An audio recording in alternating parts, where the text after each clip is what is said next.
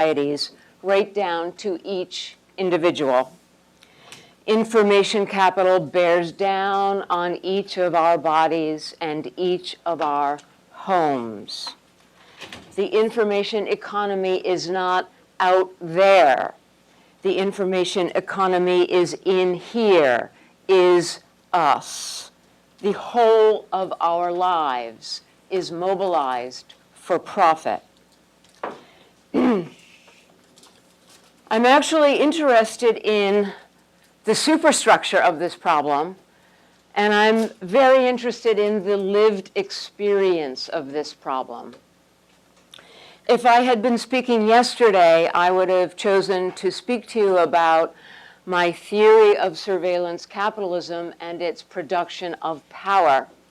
But because I'm speaking to you today, humanity has our allegiance.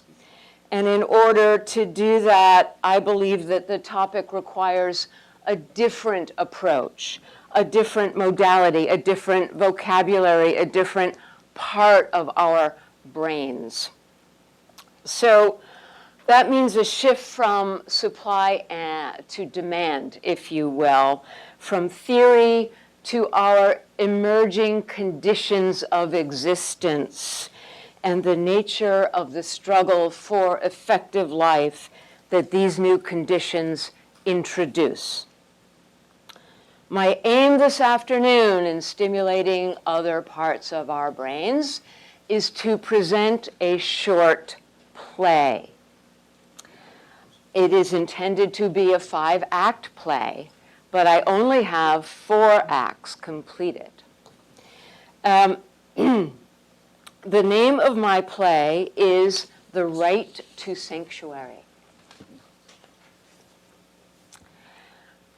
Needless to say, I will be voicing all the characters in the play. All right, so before the curtain goes up, you're reading the playbill, and most of the characters are going to be, familiar, or you can pretty much guess what they are. There are 2 characters that I do feel I have to introduce up front. So we're reading the playbill right now. The first character is, yes, you've heard it before, surveillance capitalism. This character just needs, I think, a couple of words of introduction so that the rest of the play will make sense. The best way to think about this character is like the shark in Jaws. The jaws in Jaws. Some of you may have heard me mention this yesterday.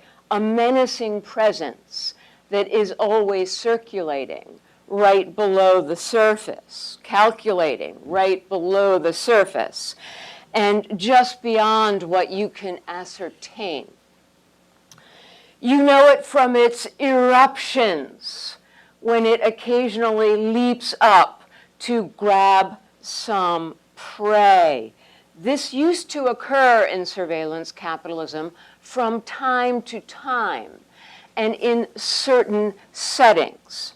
Now, however, it is edging toward pervasive and continuous, the bloated shark of sharks. Surveillance capitalism is a novel market form indigenous to the digital.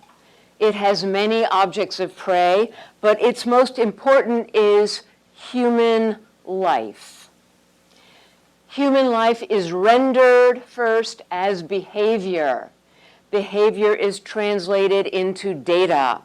These data exceed the requirements of its products and services.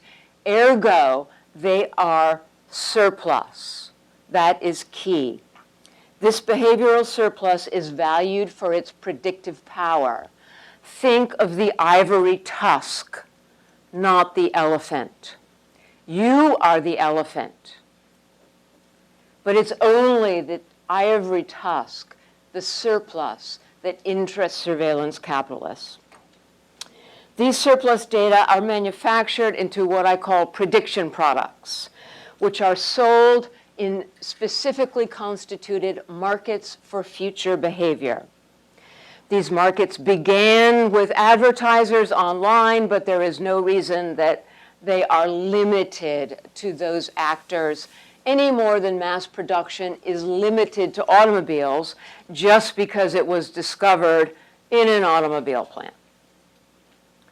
The competitive struggle for surveillance revenues means that prediction products must strive toward certainty. And surveillance capitalists are going to great lengths to achieve this goal as the laws of motion and the economic imperatives of this new market form are being clarified and institutionalized. The signature of industrial capitalism was the conquest of nature. Surveillance capitalism aims to dominate human nature, but not in the way you might think. Surveillance capitalism perfects a mode of radical indifference to its populations. It does not want to break you.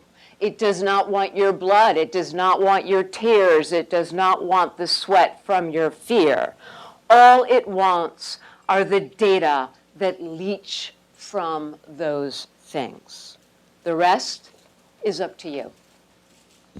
The second character I want to introduce is a character that I call Big Other. Not Big Brother, Big Other. Big Other is the material architecture of the surveillance capitalist project. In other words, surveillance capitalism is what Weber called the economic orientation. And everyone who's boned up on their Weber recently will know that Weber's entire theory of technological rationality rests on the idea that really technology is not and can never be a thing in itself. It's always a thing that is designed and deployed, this is in modern times, by capital, which is to say, by the economic orientation. What I urge people to do, just try it for an hour.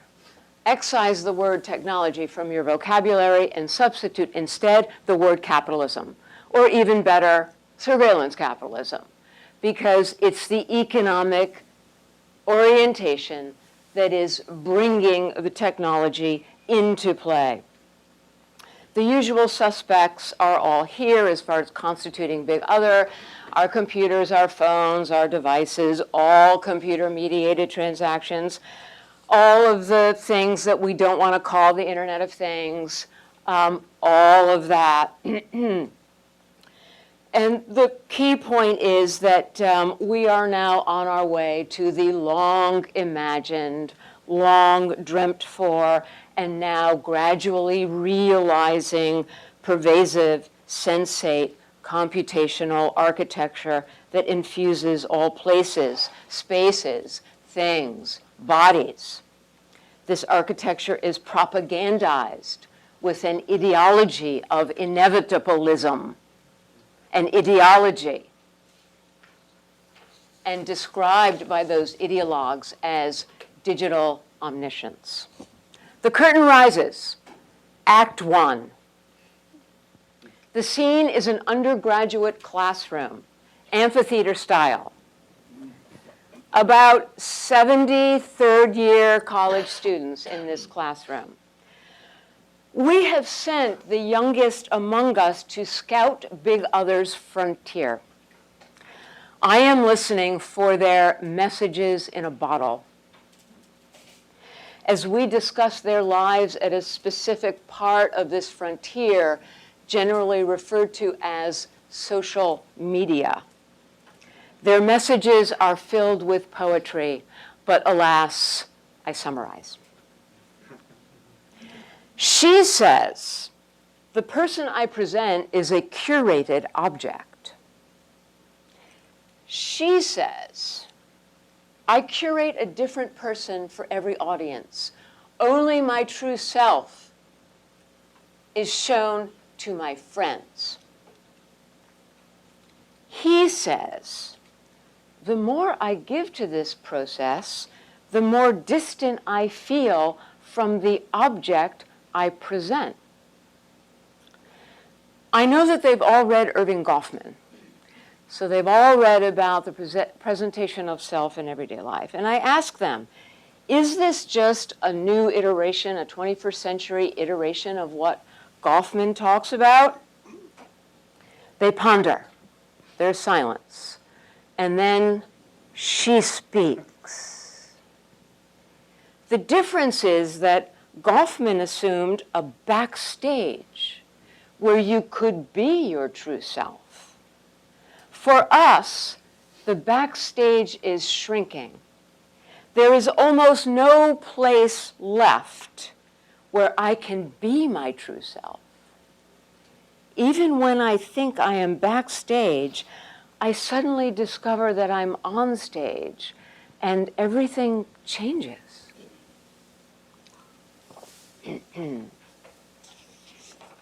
Act 2, the scene shifts. A New York City subway. It's the mid-1970s. The brilliant social psychologist Stanley Milgram and his students are engaged in an experiment to reveal the power of social norms by breaking them. The idea is that each one will venture onto the subway, they will approach a seated passenger, and they will ask that passenger for his or her seat. Today it's Milgram himself who boards the train as the protagonist in this drama. First, Milgram speaks, and then Zuboff. Milgram: I thought this would be an easy caper. I approached the passenger and I was about to utter the magical phrase when the words seemed lodged in my trachea.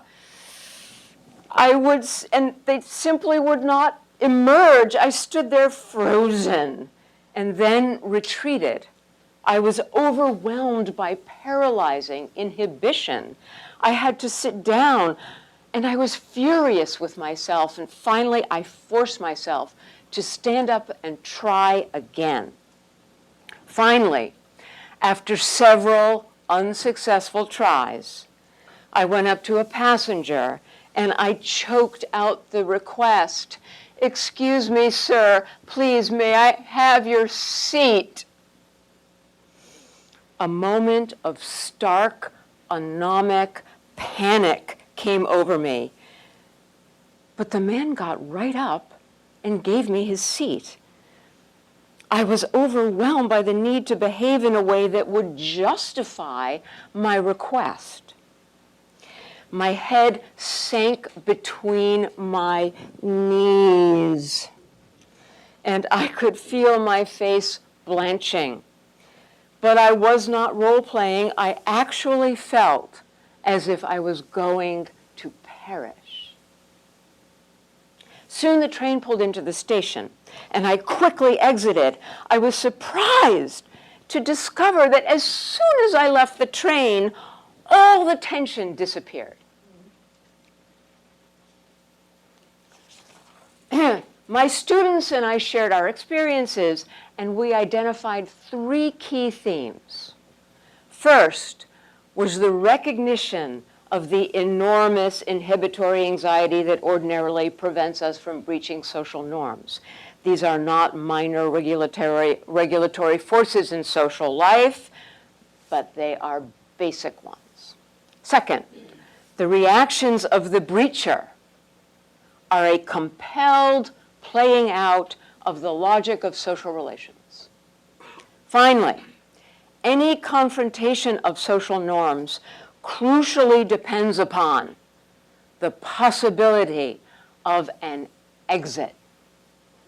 The experiment demonstrated the power of immediate circumstances on feelings and behavior, but I was astonished to discover that I was relieved and back to normal the moment I left the train. Whether one's action is disobeying an authority or asking for a seat on the subway, embarrassment and the fear of violating even apparently trivial norms lock us into intolerable predicaments. Without the possibility of exit, These risks are unendurable. Zuboff. Every exit is an entrance. The messages in a bottle suggest that self-construction can only root and grow in the territory beyond the exit, where the point of view of the others is left behind in favor of an inward gaze. To exit means to enter the place where a self can be birthed and nurtured. History has a name for this kind of place, and that name is sanctuary. All right. After a brief intermission, the curtain rises again on Act 3. This time the scene is my home. I invite you to my home. More precisely, my new home. In 2009, the home we raised our children in was struck by lightning, and within a few hours, a fire reduced it to ash.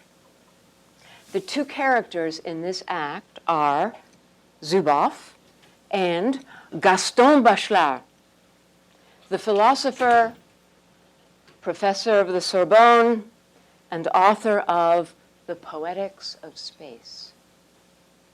Zuboff. As the days and months progressed, my recollections of the house took an unexpected shape. Less rooms and objects than shadow, light, fragrance. I could conjure in perfect clarity the rush of my mother's scent when I opened the drawer filled with her once cherished scarves. I could close my eyes and see the late afternoon sun slicing through the velvety air by the bedroom fireplace with its ancient sloping mantel where our treasures were on display. It was impossible to explain the quality and the sadness of this longing. Bachelard. The old house, for those who know how to listen, is a sort of geometry of echoes.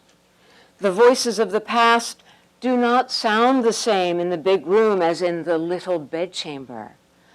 Among the most difficult memories, well beyond any geometry that can be drawn, we must recapture the quality of the light. Then come the sweet smells that linger in the empty rooms. Topo-analysis is the study of how our deepest relationships to the inner self and outer world are formed in our experience of space, and specifically the space that we call home. The house shelters daydreaming. The house protects the dreamer. The house allows one to dream in peace. Nests and shells are the primal images of home that convey the absolute primitiveness of the need for safe refuge.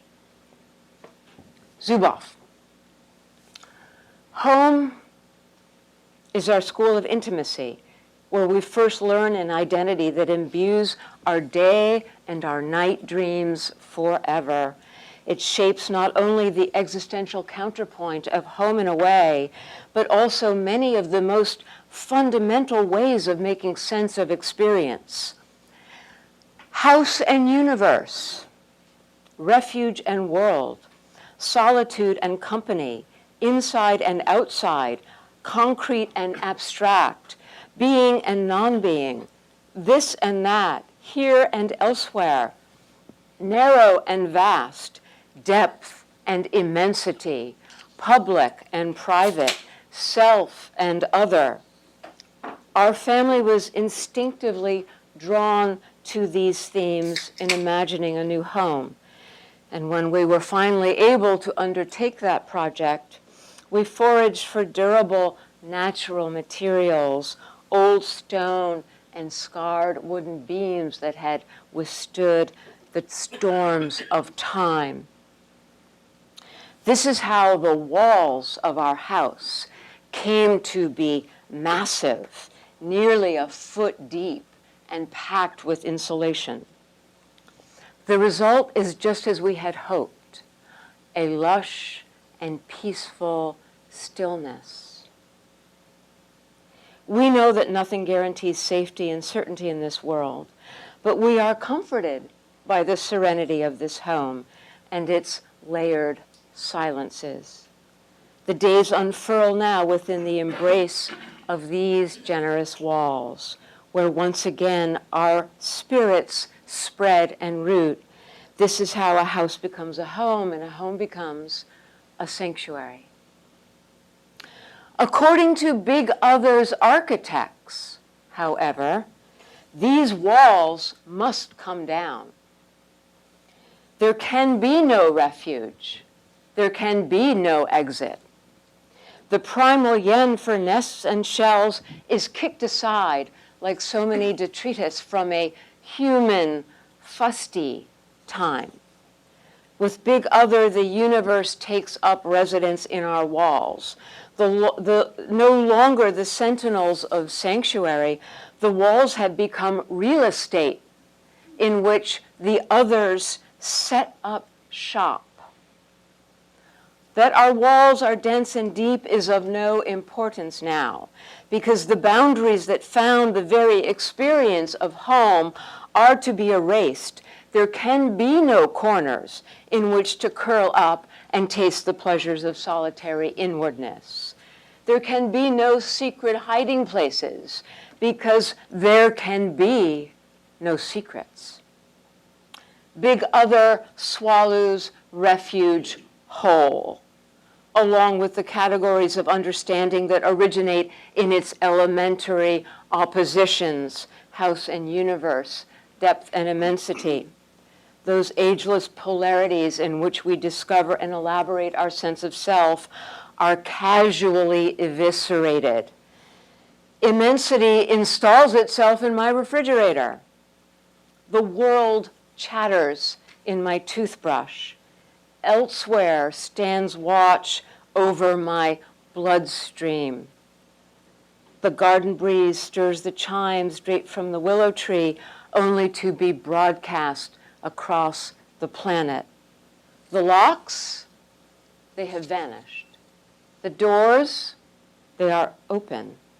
The bed arrives with a privacy policy. In the march of market interests intent on implementing Big Other, the very first citadel to fall is the most ancient, the principle of sanctuary. There is no sorcerer ready to command, in Goethe's words. Corner broom, hear thy doom. Act 4, a place we all love and where we all end up at the end of the day. The library, where we go to make a little bit of sense. And it's useful to know, as we can learn in the library, that the sanctuary privilege has stood as an antidote of power, an antidote to power since the beginning of the human story. Even in ancient societies where tyranny prevailed, the right of sanctuary stood as fail-safe. There was an exit from totalizing power, and that exit was the entrance to a sanctuary in the form of a community or a region of a community or a city or a temple. By the time of the Greeks, these sanctuaries were sites that were sanctified and scattered all over the landscape, consecrated to the purpose of asylum.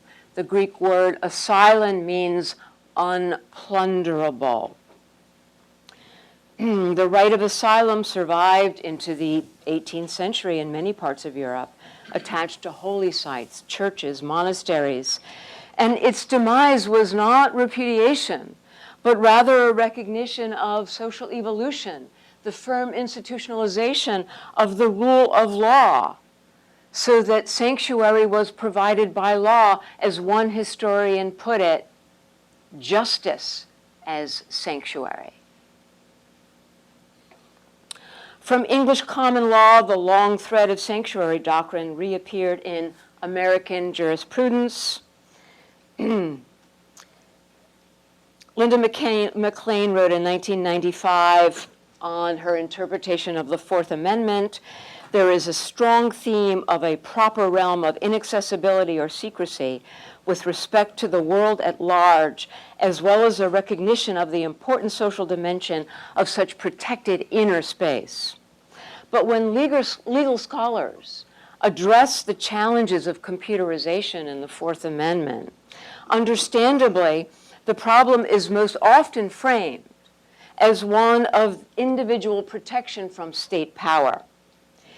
Sure, you're familiar with Oren Kerr's article, Computerization in the Fourth Amendment, where he says, quote, the perspective of computer search and seizure suggests that the deeper role of the Fourth Amendment doctrine is regulating the information flow between individuals and the state.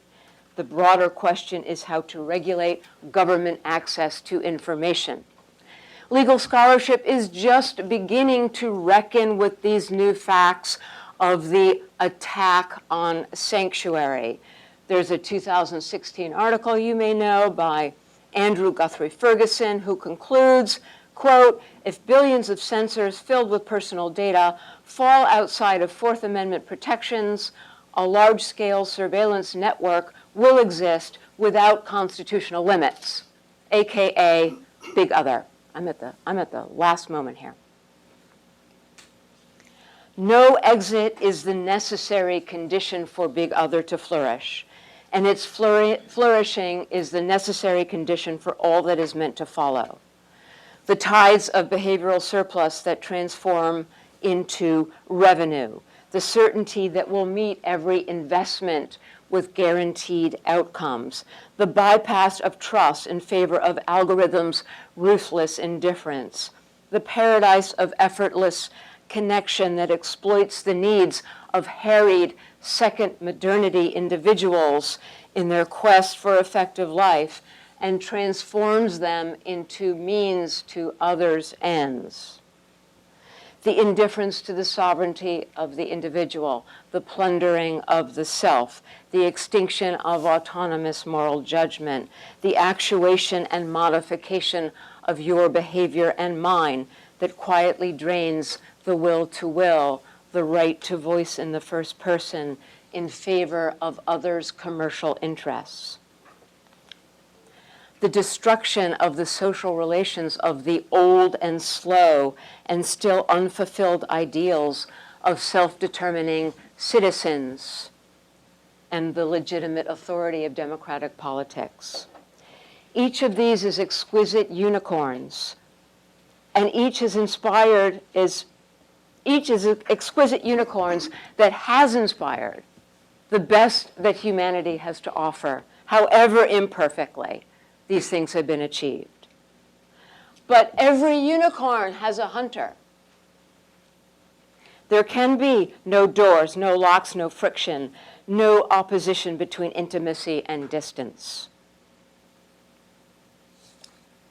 I want to end with just a thought from the philosopher John Searle. Maybe you read him. He says that natural rights are crystallized as human rights only at that moment in history when they come under systematic threat.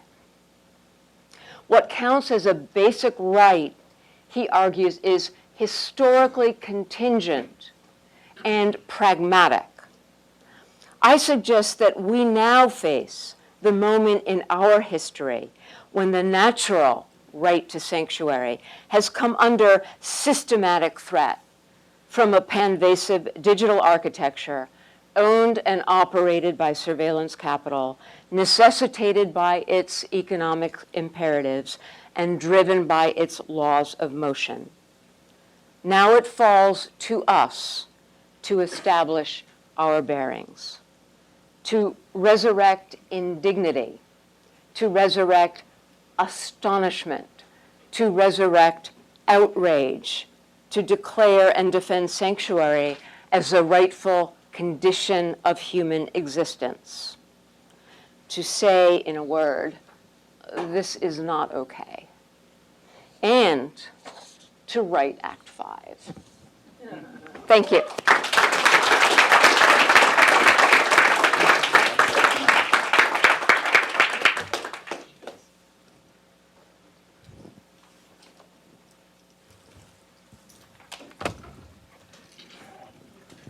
Hardly seems fair. She tricked me. She tricked me. She said I was supposed to go first, and then she said I want to go first, and now I'm, That was great. It was wonderful. And now you got me. All right. That was really nice. Thank you. Thank you. I think. Yes, that was fantastic. All right. So here we go. Thrilled to be here. I want to thank Kevin. I think it's been a fantastic conference so far. I've learned a ton. It's got me thinking. I haven't stopped thinking since the beginning of yesterday, and my mind's been constantly engaged, and I'm thrilled to be here. So I'm going to talk about my forthcoming, I got the microphone thing on. Again, I did the same thing. Oh. All of that didn't really matter anyway. You want some help with your belt? I could probably handle it. Give him some dignity. Is it on? If you insist. It's on? All right. All right, so it's thrilled to be here, and I'm going to talk about my forthcoming book, Reengineering Humanity, which is co-authored with Evan Selinger. So do we know when technology replaces or diminishes our humanity? Can we detect when it even happens? These questions came up in many of the earlier panels, and it was a great setup in a sense. To answer these questions, we'd have to know what constitutes our humanity, and that turns out to be an incredibly difficult question that's been debated without resolution for millennia. And given such difficulty at sort of the most foundational level, it shouldn't be surprising that we don't really have a reliable method for identifying, much less evaluating, technological impacts on our humanity. Of course, people often claim that technologies dehumanize, especially in recent decades with widespread adoption of computers, the internet, and more recently smartphones. But the public generally takes such claims to be alarmist, and so the claims generally remain untested and ultimately drowned out in rampant enthusiasm for new technology. And yet, techno-social engineering of humans exists on an unprecedented scale and scope, and it's only growing more pervasive as we embed network sensors in our public and our private spaces, our devices, our clothing, and increasingly ourselves. So when does technology diminish our humanity? When and how do humans become programmable? Can we even detect when it happens, much less evaluate it? What makes us human? What about being human matters? These are the kinds of questions that Evan and I try to tackle in Reengineering Humanity. Here's our table of contents to give you a sense of the kinds of things we talk about. Many of these things came up in different times over the last 2 days. So we argue that we need a method to examine the dynamic relationships between humans and the technologies we develop and use. And at the core, the method we develop in the book depends on a fundamental and radical repurposing of the Turing test. That's the test that Alan Turing famously proposed to examine when a machine can think. And so Turing's test examined the line between humans and machines, focusing on the machine side of the line, and giving rise to the fields of artificial intelligence, machine learning, and various other adjacent technologies. Our book, our analysis examines the human side of the line. So we use machines as a baseline and ask when and how humans behave in a manner that's machine-like along different dimensions with respect to different capabilities. So we're interested in engineered environments. So we begin with different types of intelligence, but our analysis certainly doesn't end there. There's much more to humanity than that. And so the method's extended to different capacities and capabilities, our capability to relate to others, as well as the core concepts of free will and autonomy. And so the radically repurposed Turing tests are plausible tests to employ, but more importantly, I think, The tests serve as conceptual tools that enable a deeper consideration of what makes us human and how our humanity is reflected in and affected by the technologies we develop and use. So throughout the book, the concepts are grounded in familiar examples, things like call centers, the assembly line, public schools, online electronic contracting, wearable technology, social media, and many others. And throughout, we dissect and examine the technosocial environments that we're building and the creeping Taylorist technosocial engineering of humans in the workplace and as it creeps to other contexts where we live our lives. So we play the role of cautious futurists and directly focus on interconnected sensor networks, the so-called Internet of Things, where things is really just a way to talk about humans made into things or machine-readable humans rather than the actual devices themselves, and big data-enabled automation of systems around, about, in, and on human beings. But today what I want to focus on is not all of that so much as to focus on the ends. So to grapple with the normative implications of 21st century technosocial engineering of humans, we need to be asking these questions. They're constitutional because they're the most fundamental intergenerational questions that can be asked about what unifies a people, a community, a culture, a society, a civilization. And we can't give definitive answers, and that's okay. Each question's hotly contested. No one can give a definitive answer to these questions for everyone. And so people have different reasonably justified and morally defensible answers to these fundamental questions. Collectively, groups organize their affairs, live their lives according to different sets of responses with different sets of priorities. Still, to advance discussion of these questions, we explain the concept of humanity's technosocial dilemma, drawing a strong parallel with another large-scale tragedy of the commons, that is climate change. Like climate change, or the scenario of climate change, we make an incredible variety of small-scale decisions about technology, adoption, implementation, development, use, and so on, that seem on their own terms perfectly rational and unproblematic, and yet the increments aggregate. And like individual herders who need to decide whether to add another sheep to their flock, we suffer when we fail to account for the systemic effects our decisions have on ourselves and the environments within which we live our lives.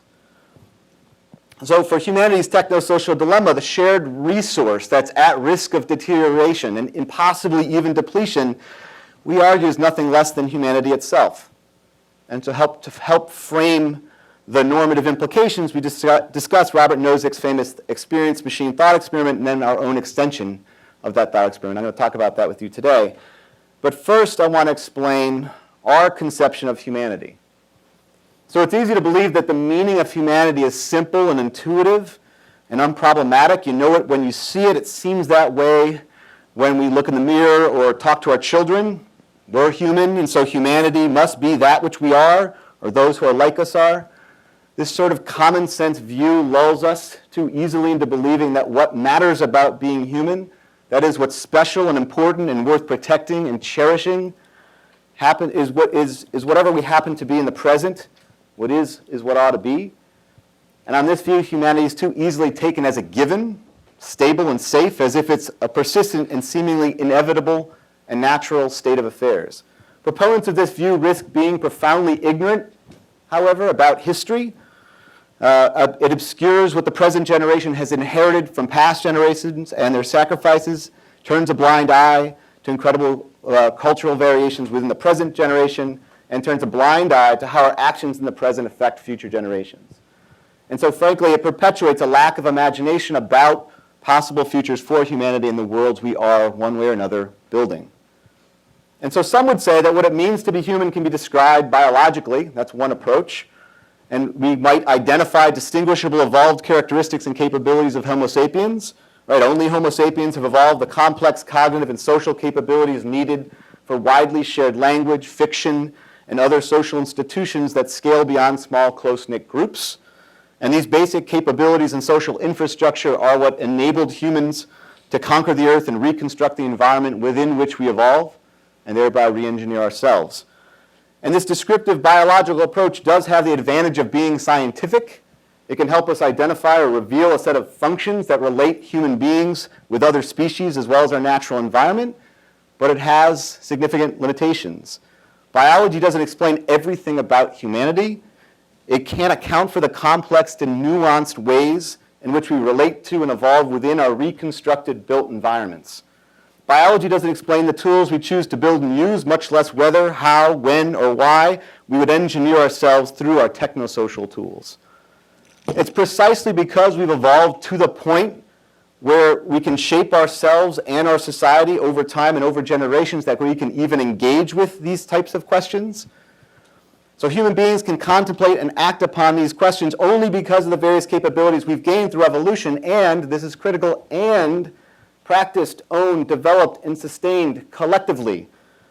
They're not inevitable, inevitably durable, or inherently resistant to technosocial engineering. They can be gained and lost. And so here's where we end up coming out on this question, or this issue, is what meaningfully distinguishes Homo sapiens is certainly might be our capability to imagine, conceptualize, and engineer ourselves and our environment. What matters about being human is how we exercise such power over generations to collectively produce, cultivate, and sustain shared normative conceptions of humanity. And on this view, humanity might be understood as a set of ideals about who we are and who we aspire to be. In this sense, these ideals are valuable and tangible resources, particularly when shared, acted upon, and reflected in our most sacred institutions as shared commitments. Ultimately, humanity as a normative concept as well as a collectively produced and shared resource stems from the answers we give to these fundamental questions again.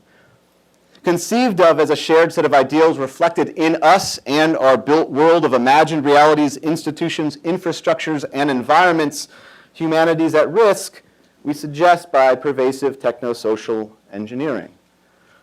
And so we focus on specific forms of technosocial engineering that affect basic capabilities that enable us to ask and participate in answering these fundamental questions of who we are and who we aspire to be, both individually and collectively. And so we consider thinking capacities, the ability to socialize and relate to each other, free will, autonomy, and agency. And certainly some will disagree inevitably with our choices of capabilities to examine, and they can certainly choose to examine others. The framework we develop actually is adaptable to different kinds of capabilities. But the bottom line is that across cultures and generations, humans have engineered themselves and their built environments to sustain these and other core capabilities. And again, in our view, they're part of our shared heritage, our humanity. And yet they're at risk of being whittled away through rampant technosocial engineering, which is what we refer to as humanity's technosocial dilemma. I don't have the time to explain the forces and the mechanisms. We consider the idea of a slippery sloped path, various creep phenomena, including surveillance creep, boilerplate creep, nudge creep, and other examples of technosocial engineering creep. Many different forces and logics drive us down the path. We've heard about some of them over the last 2 days. Taylorism extended, fetishized computational power, the allure of ever more powerful intelligence-enabled control systems, promise tremendous gains in efficiency and productivity, along with the convenience and happiness of optimized lives. And so this is where, at least we think, the pair of experience machine thought experiments usefully frame the most important normative issues that we need to collectively deliberate. And so Robert Nozick wanted to understand well-being, and he wondered whether he or anyone else would choose to plug into the experience machine, a hypothetical machine that would convincingly simulate any desired experience, right? You could plug in and it would let you take on the role of a renowned novelist, a caring father, a saint, all of the above, whatever makes you happy. Nozick imagined a huge mainframe computer, which sort of makes sense given the time. Now it seems safe to say they envisioned the wrong type of machine. But remarkably, he wasn't off in other important respects. He imagined super-duper neuropsychologists who'd supply us with the sensations we crave. Remarkably, today, technologists, entrepreneurs, and policymakers import scientific insights about how minds work and can be manipulated into their projects and their business plans. Knowledge from cognitive science, psychology, marketing, and behavioral economics guide how technologists and social engineers design contemporary computer programs, architect technical systems, and create human-computer interfaces. So Nozick invented this thought experiment to challenge hedonism, and he contended it'd be a mistake to plug in. His core conviction was that reality has intrinsic prudential value. No matter how realistic a simulated world feels, it lacks the features of an independent reality that's conducive to human flourishing. It's a fully engineered reality, a programmed world where our actions wouldn't be meaningful. Our accomplishments, including caring for others, would be hollow. Fortunately, we wouldn't realize any of this while living on the machine because we'd be programmed to be oblivious to such concerns. But we'd feel really, really good. To plug into the experience machine would be to accept engineered determinism and know, even if only at the moment of deliberation about whether or not to plug in, that any subsequent experience of free will would be illusory. Many people highly value free will. Arguably, it's one of the most fundamental blessings of humanity, collectively cultivated and sustained across generations through the cultures, institutions, infrastructures, and environments we build and sustain. So the experience machine thought experiment usefully highlights competing value systems. It prompts deliberation about what matters to you about your life. Sure, hardcore hedonists would choose to plug in. Most other folks would not. And here's why, in our view. At the most basic level, life on the experience machine simply doesn't jibe with how most people answer the basic constitutional questions. Even though we understand that much of what we do and who we are products of things that are outside of our control, we don't see ourselves, our lives, or our reality as fully programmed or determined, nor do we aspire to such a fate. But do we aspire to build such a world for our children and for future generations? Notably, this is a moral question that's outside the scope of Nozick's thought experiment. To see why, consider the importance of the cord and the plug. The decision about whether to plug into the machine serves a few purposes. It kept the thought experiment focused on an individual decision about an individual's life. It prompts deliberation by that individual about that individual's conception of what constitutes a good life for that individual. It eliminated concerns about paternalism, social engineering, and even social welfare altogether. It implied the existence of multiple worlds, at least worlds on and off the machine. So let's eliminate the plug and consider a distributed version of the experience machine. The experience machine N.0, the Internet of Things version, I suppose. If you were given the ultimate decision-making authority, would you build such a machine world? Moving from a decision about whether you should plug in yourself to a decision about building a machine world for all humans complicates the analysis, and it shifts the focus from individual well-being to broader moral, political, and social concerns. To make the situation less abstract, let's be very clear about what we mean. Assume that the experience machine N.0 supplies all human beings on Earth with maximum happiness, measured moment by moment for each individual and aggregated over their lifetime, at minimal social cost. You have to admit, it sounds pretty darn good. Optimal happiness appears to be an end worth pursuing. But we've got to ask, what about the means? Do they matter? Guided by the optimization criterion of maximum happiness at minimal social cost, the machine necessarily would engineer human beings. After all, human beings are inefficient and costly to sustain. Optimization would entail minimization of various costs associated with humans being human. So, for example, our bodily and mental engagement with the physical world entails logistical, navigational, and various other transaction costs. Outsourcing to intelligence-enabled control systems would minimize or could minimize these costs. Making decisions, experimenting, and learning, among other mental processes, are also costly endeavors. Again, the optimizing logic kicks in. Interacting with each other, coordinating behaviors, developing relationships, and many other aspects of interdependent human relations all entail transaction costs that could be minimized. But there's an even subtler type of techno-social engineering in play that we might want to consider. Since what makes us happy is in large part contingent upon environmental conditions and experiences, and since those factors, again, are fully determined within the machine world, optimization would also entail the engineering of tastes, beliefs, preferences, and other factors that feed into or inputs into our affective feelings of pleasure. So to put it very bluntly, the cheapest way to make billions of human beings perfectly happy is to set the bar very low. The technosocial system need only meet or barely surpass expectations. As hedonists know and often are prone to emphasize, people adapt their beliefs, preferences, and expectations to their conditions, and subsequently, their corresponding happiness levels tend to adjust. And so the goal might very well be to shape beliefs, preferences, and expectations in a manner that makes supplying happiness as cheap and easy as possible. Optimal happiness boils down to satiation of engineered will. So again, I'll ask, would you build it? And I'll say, I would not. Building the Experience Machine N.0 is functionally equivalent to forcing everyone to plug in to Nozick's Experience Machine. And in my view, such paternalism conflicts directly with long-standing ideals concerning free will, autonomy, and agency, again, which are shared by many cultures and widely regarded as fundamental blessings of humanity. Indeed, the Experience Machine N.0 would pose a threat to the liberal democratic ideal that people should be free to choose their own ends with minimal interference. A world that makes it very hard or impossible to opt out would violate this ideal by interfering too strongly with our capacity to set our own ends. And in my view, such interference is morally wrong and should be politically resisted. But again, what do you think? Would you build it? Think hard. Lest you think I'm setting up a straw man or an indefensible position, I want to emphasize that optimal happiness for everyone on earth is absolutely an end worth considering very carefully, particularly in light of how much misery and suffering exists in this world.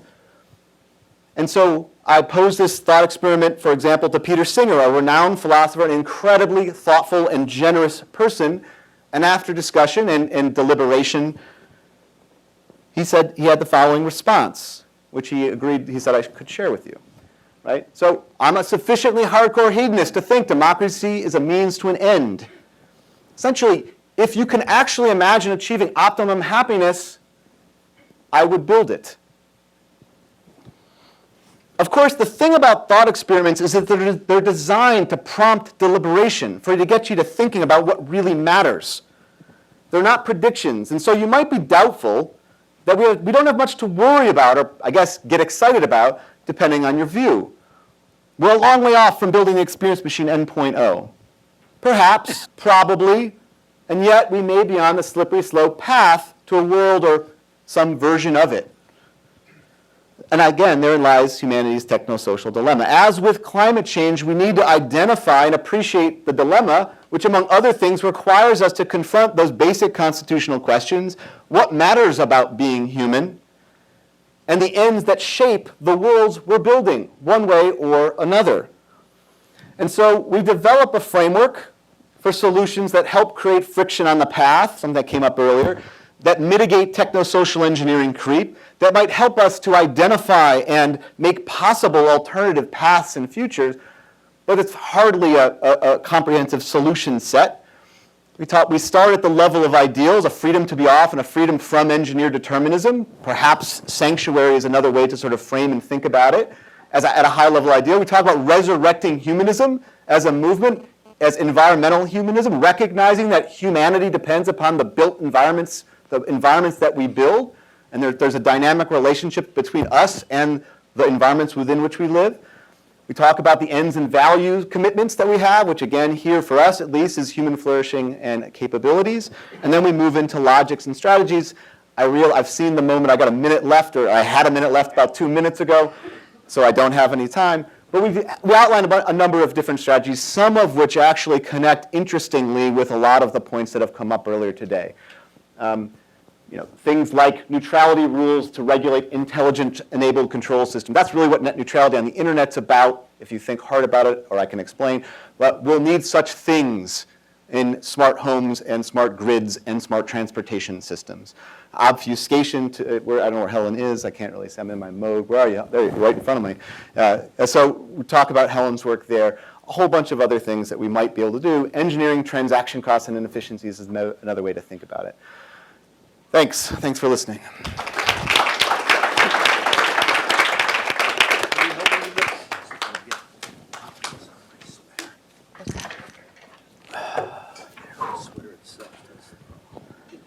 You want some help? Yeah. I got you. Appreciate it. Thank you. Kevin, can we have 5 extra minutes? How do you turn this on? Do you know how I to should probably turn mine off. Oh, it's on the on bottom. top. Yeah, it's on that. Right there. So thank you. I don't want to take a lot of time because there may be a lot of questions. I think that's maybe more interesting. I just wanted to bring up some points that Brett and Shoshana made and sort of take a riff on that. Shoshana mentioned lives being mobilized for profit. And when she said it, I thought, gee, it's profit, you know, P-R-O-F-I-T and P-R-O-P-H-E-T. And they sort of interrelate in talking about these sorts of subjects, particularly the last few sessions that we've had. Brett talked about network sensors with an S. Simultaneously, I think you can talk about sensors with a C. And they both reminded me of two industry experiences I had directly relating to this that will lead me to a comment about the nature of policy. I was at an industry conference about a year and a half ago, 2 years ago maybe, and people were talking, it was a conference about the use of, I guess, the Internet of Things in business, particularly retailing. And one of the people at the conference, who was an executive at WPP, one of the major advertising holding companies, said, we have to treat people like a frog in boiling water. He said, we have to figure out a way to make them slowly get used to the idea of what we're doing, because otherwise they'll resist. There's this myth, I think it's a myth, that if you put a frog in water and it's boiling, it'll jump out. If you put it in the water and it slowly boils, it will get used to it. It will die. He didn't want to kill his audiences, but he wanted people to get used to the ideas that they were formulating. Not too long after he spoke, a researcher for one of the big advertising holding companies got up and showed slides with trend lines, said by 2024, half of Americans are going to have a chip in their arm. So when they walk down a supermarket aisle, the supermarket will know that they feel nervous when they lift a product up. And they might be able to get rid of that nervousness by lowering the price for them directly on the phone, and thereby know how to sell the product. He then added that he thought by 2050, everybody in the United States would have this chip. It was online. The first guy, I felt bad for him. I didn't put his name in the book. The second person, because it was online, I figured it was fair game. Apparently, they've taken that slide off. But the larger point that I'm trying to make here is that there are industrial logics that are taking place that really relate to a kind of policy that we've been, that has been underplayed in the last couple of days. It's been implicit, but I still think I'd like to foreground it, which is corporate marketing and commercial policy. Companies have ideas about where they're going, and it's network systems of companies, particularly in the marketing arena, that are shaping the kinds of things we've been talking about in the last couple of days. They also shape government policy in very strong ways. And I think it's terribly important to realize how these things interconnect with one another. A year after the tornado piece came out, Procter & Gamble had a conference called FAST. It was in Cincinnati, in their headquarters. It stands for Future of Advertising Stakeholders. And I was at that conference. And they invited their competitors. Unilever was there, which is pretty amazing, and a whole lot of people from ad agencies and media buying companies and stuff like that. The goal of the conference was to get the internet workable for Procter & Gamble. They didn't think that the internet was acceptable to them at the time. It was too slow. It wasn't viable for commercials. They didn't know what the metrics were, and they wanted to set up a way to set that up. They invited Steve Case to give a talk, Steve Case, the head of AOL, at lunch. He freaked a lot of people out because during the talk he said Americans do not want broadband. P&G wanted broadband, see, to show the commercials. He said Americans don't want broadband, they don't care about broadband, because AOL, he didn't say this, AOL was really dependent on the idea of dial-up. But from that time on, P&G, which already had started the interactive advertising, then it was called the Internet Advertising Bureau, really decided, together with other companies, to set the policies that a lot of people, particularly in the last couple of sessions, have been talking about. The notions of personal assistance, the notion of AI, the notions of how advertising messages are going to be conversational, what I would call conversational advertising, based upon who we are, the industrial constructions of audiences, is not just an issue of government policy, it's an issue of the interconnection of government policy with the logics and desires of the industries that relate to them. So that's all I wanted to say. We'll open this up. Yes, sir.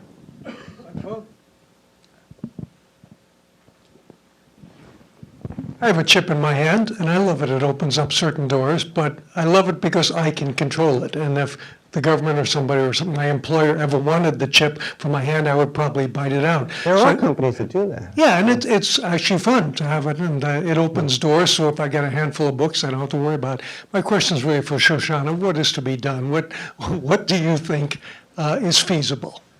I'll just leave it at that, and I'd rather hear from you than talk. Well, you know, big question. I think there are several steps to what is to be done. I began working, some of you know me, you know I've been working on a book on the subject for a really long time now. In about 3 days, it will be exactly 5 years. And I felt at the beginning that to answer the question of what is to be done, the first thing that had to occur was naming, you know, that we're talking about systems, we're talking about platforms, we're talking about technologies. And behind all of that, I see a very specific logic of accumulation, a logic of capital accumulation that operates in a very specific way. And I needed to figure it out and figure out how all the pieces fit together and really name it, because as in the great ancient Hebrew tradition, you can't control or tame anything that you cannot name. Naming is where the magic begins. So this has really been, I think for me, you know, the first threshold. Having named it now for 5 years, you know, I'm pretty mad. I'm pretty mad because I'm indignant at the depth and breadth of audacity and the equivalence of speed and violence. Speed is a form of violence that makes this happen faster. You know, there's a long history going back at least to the Italian avant-garde of the early 20th century. Speed is power, speed is violence, and we've got that in spades. So this thing is accruing very, very quickly. So, so the normal thing, you know, from my years of studying history, early on, you know, I was very interested in Polanyi and the double movement and that kind of, you know, how do we bring that around again? Bring the state back, bring the state back. Polanyi observed that as industrialization was moving through Europe in the late 19th century, every European country spontaneously created the quote-unquote double movement, the countermeasures that would tether these enormous powers to the needs and interests of society. That's not going to happen spontaneously under our current political conditions. because we're facing another set of issues, not just regulatory capture, but now truly a full-blown kind of what Weber called political capitalism, where there's a convergence of politics and wealth, creating a new kind of oligarchy. So that makes it even more challenging. So it's not easy to just be thinking about a double movement. So there's another challenge there where we've got to think about how we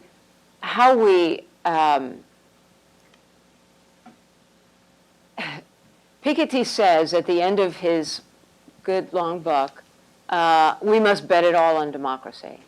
And you can see I remember that sentence because I say that, I find myself saying that so often, that without a significant democratic resurgence, whatever complaints we have about democracy, it's the best we've got. Without a significant democratic resurgence to reestablish some kind of honesty in our politics. So all of these things are there, Tom, in the answer. Ultimately, we are going to require,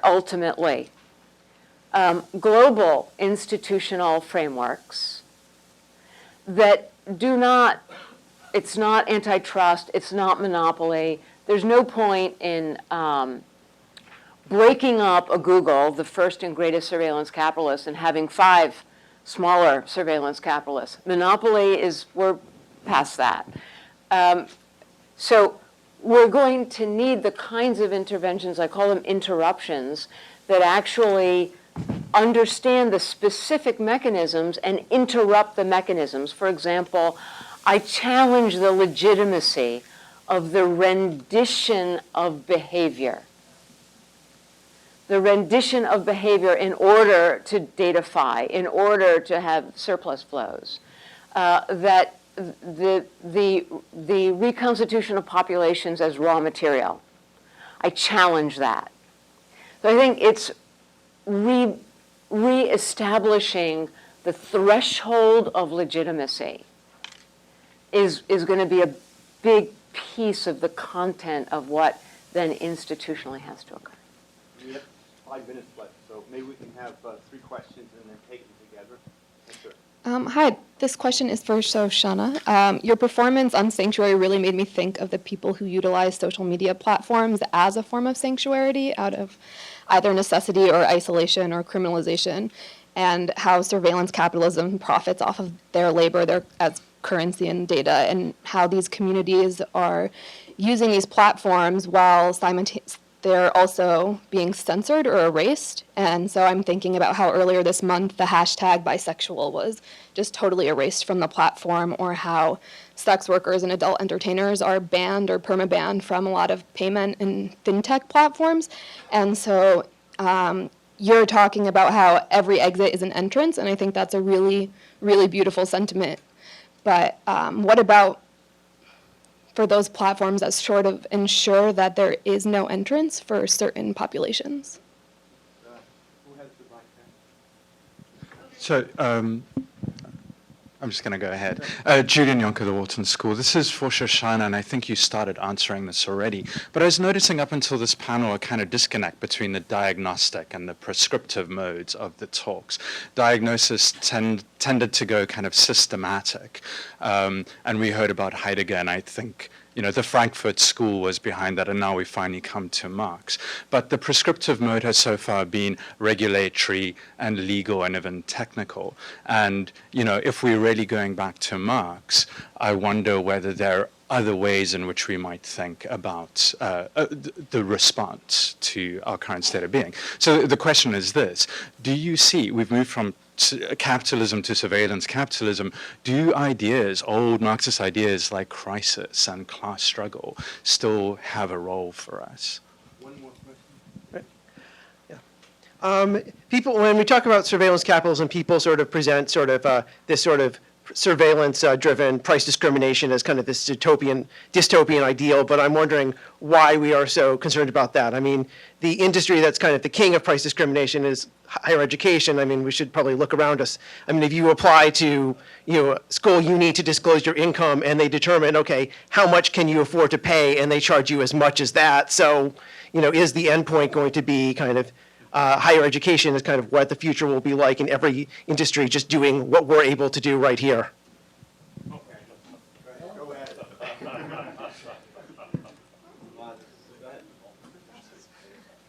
We have 2 minutes. Okay. Well, let's, your question about Marxist solutions. I mean, I think there are some important things that we bring into the future with us. Talking about a resurgence of democracy, I mean, obviously we're talking about collective action. Collective action is going to be essential here, and this is, and false consciousness is an important issue here because, so many people are first of all, habituated, second of all, resign, third of all, feel helpless. All of those things that are marks of the internalization of the oppressor, if you will, are riding high. So there is a lot of that nexus between consciousness and collective action that really, I kind of was trying to say something like this yesterday afternoon, but people in this room who are specialists and really informed and really get some of these things, my worldview, like we have a special responsibility to really translate these issues to our communities and our populations who think that, yeah, there are no alternatives. Yes, this is inevitable. Yes, we have no choice. Yes, I am helpless. And I say, truly bollocks to that. That is just the worst poison that we have imbibed. On your question, I think I get your question about exclusion. And I don't know if my answer is going to be right on or not, but, right now we are faced with a Hobson's choice when it comes to these large surveillance capitalists who own these big platforms where people try to conduct life. First of all, I don't think you should be conducting life in those platforms. Let's just state that. And I'm very worried about the young people who are conducting life on those platforms and who don't have a memory that would trigger them, when they're in danger. Anyway, but the Hobson's choice is that on the one hand, they are radically indifferent. They really don't give a toss about what you say as long as they can monetize it or what you do or whatever. On the other hand, if these fake news arguments sort of get their way, there's a saying we use in my family. Okay, the dog that caught the car. Like the dog that would catch the car in this situation is if we had these surveillance capitalists actually caring about what's on their platform. If they start actually caring, that's even worse. We have to shut it down. Sorry. Keep Okay. going. No Thank problem. you. Great.